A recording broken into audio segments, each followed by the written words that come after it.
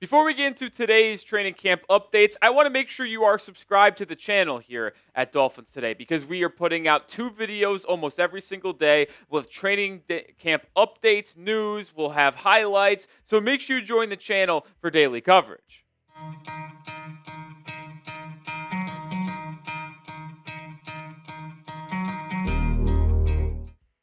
Today's update comes around our QB1 Tua Tagovailoa because he has been dominating Dolphins training camp in the first 7 practices, and this was practice number 8 for Miami, the 3rd with pads on, and he is continuing to dominate once again. It's an absolute beautiful sight to see our QB1 just really being the leader and being the efficient quarterback that we need him to be. This is something that we've seen in the past for sure, but after last season's up and downs, missing 6 games, him bouncing back, leading this team, and being really, really solid in practice, I think arguably the team's best player, well, that is exactly what we needed to see.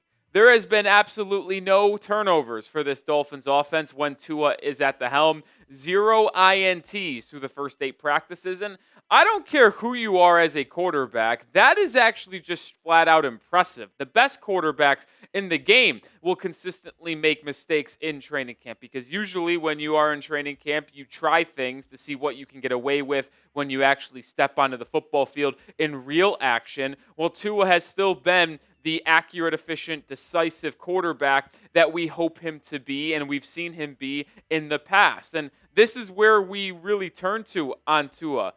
This is what we've seen so far in the first week and a half of Dolphins training camp. He's exercised great leadership. I will continue to go back and point towards him not calling Tyreek Hill out, but when asked about his relationship with Tyreek after the last season concluded, he said that they're still building it and it has to get bounced back up because you can't just ignore what Tyreek Hill said at the end of the season against the New York Jets. And Tyreek Hill at media today actually said Tua's been a great leader and he believes that Tua needed to say that and he's been a great leader. But I talk about the pinpoint accuracy. I talk about the decisive decision making from Tua. It's just been all around really, really impressive.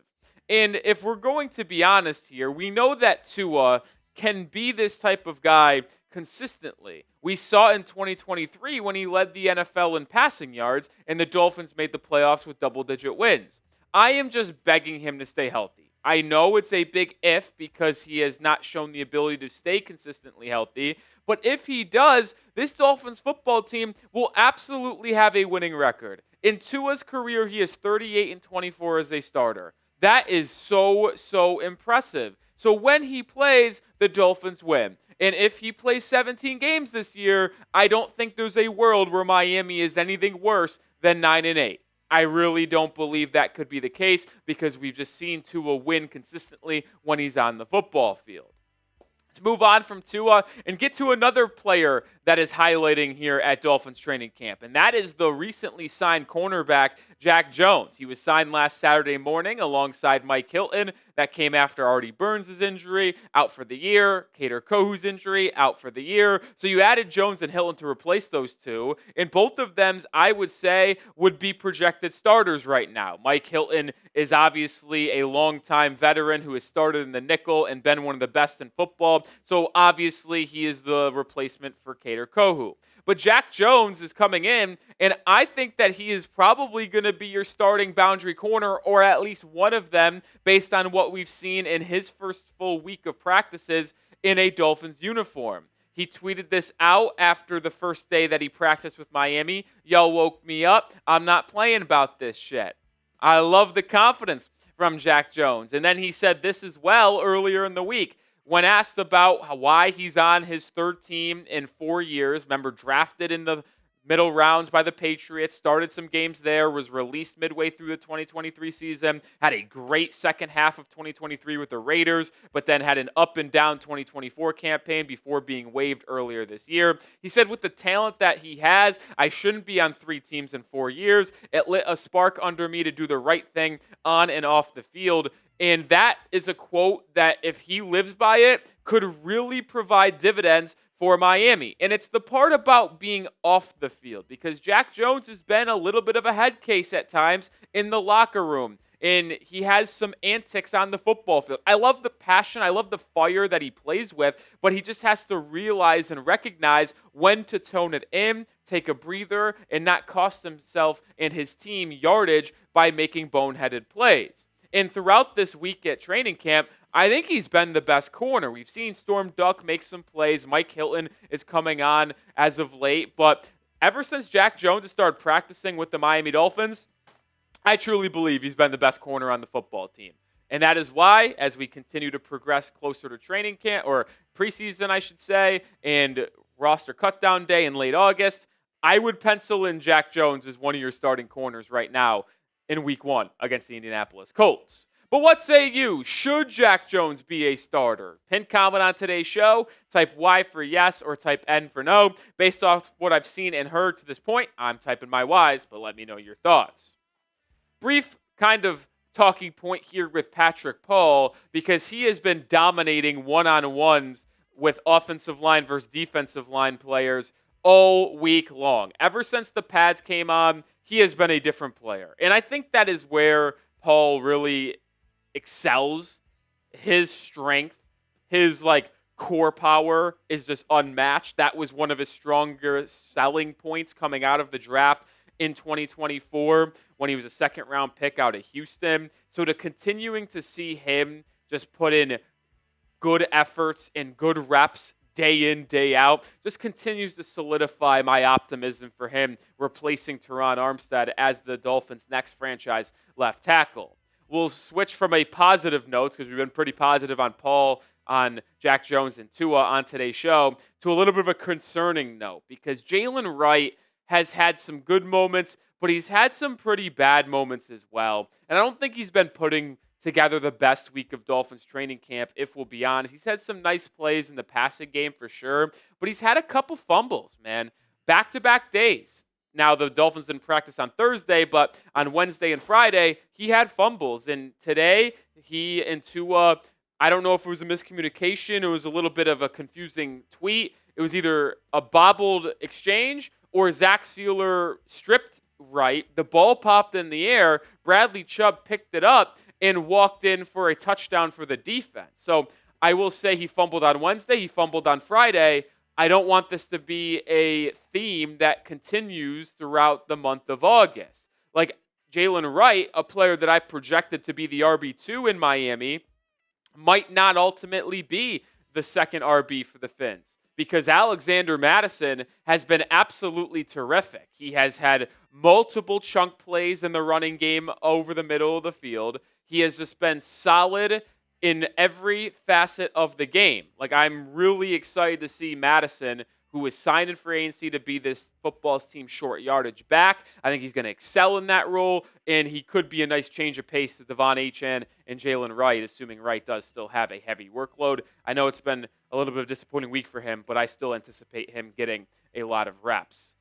We're going to round out the show here in a second, but grab this Dolphins cutoff hoodie today. It's on sale, $22 off from $55 to $33. Just go to chatsports.com/MIA cutoff sale. Links in the description and comments of today's video. Grab yours now before the football season is officially here.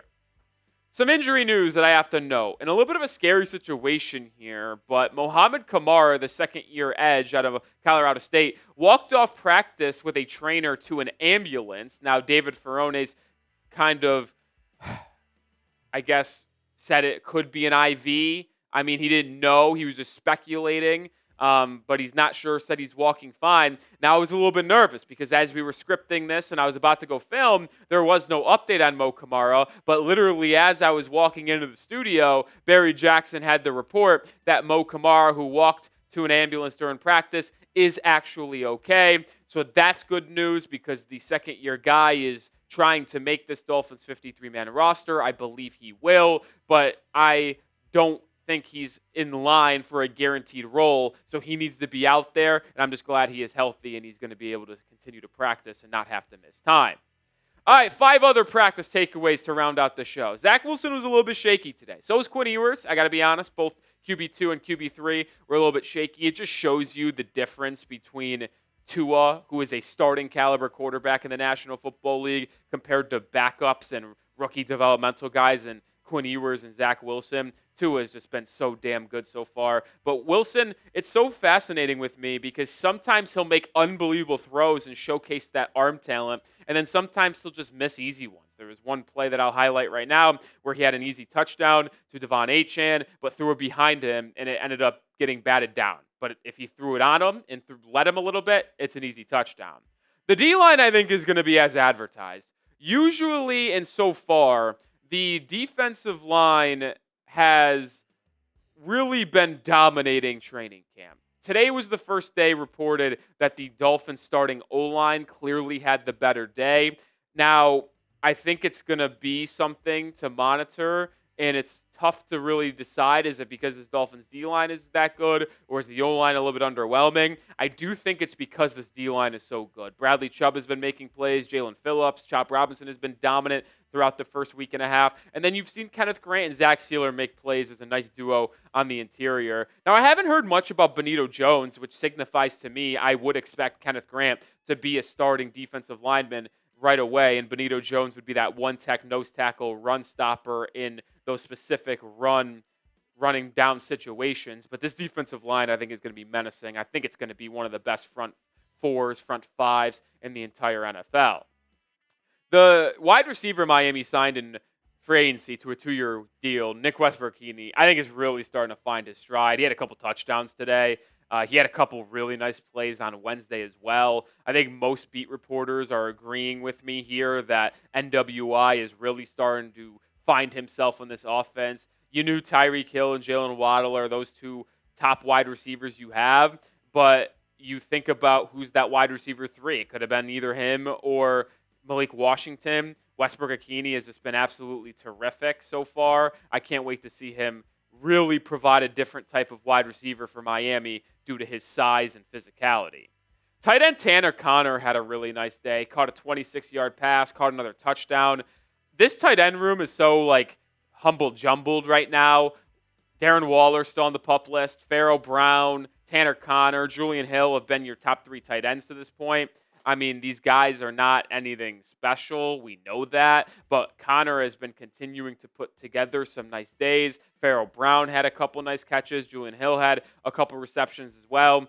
This tight end room is going to be a massive talking point this entire month due to no Noah Fant. And with Darren Waller continuing to be on the PUP list, we'll see who really takes over as that tight end 1. Pharaoh Brown and Julian Hill are fighting for that inline spot, but Connor could be a really nice receiving threat at that position. Final practice takeaway today. I think as we're currently sitting, D. Eskridge is your wide receiver 5. We know the Dolphins' top 4, NWI, Malik Washington, Jaylen Waddle, Tyreek Hill.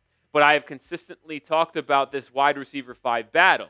And you could talk about UDFA wide receiver Theo Weiss Jr., D. Eskridge, the second-year, 7th-round pick Taj Washington. I think without a question, it's been D. Eskridge so far. He has made consistent plays. He is able to provide you with some special teams value.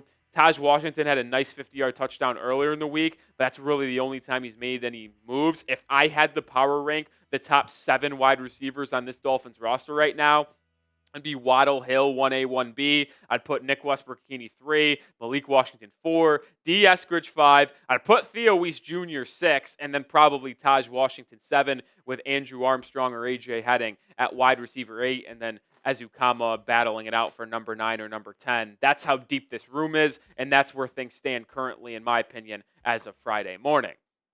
Rounding out the show officially right now. What player has impressed you the most at training camp to this point? Willie Gay Jr. has been a standout so far. Tua's been awesome. Jaylen Waddle has been awesome. But let me know your official player that's impressed you the most so far. And make sure you are following me over on Twitter. At Nic_Rohloff is my handle for more daily updates around Miami and content in between our videos. That's the place where you can find it. Clips, highlights, news, rumors, everything in between. Go give me a follow now.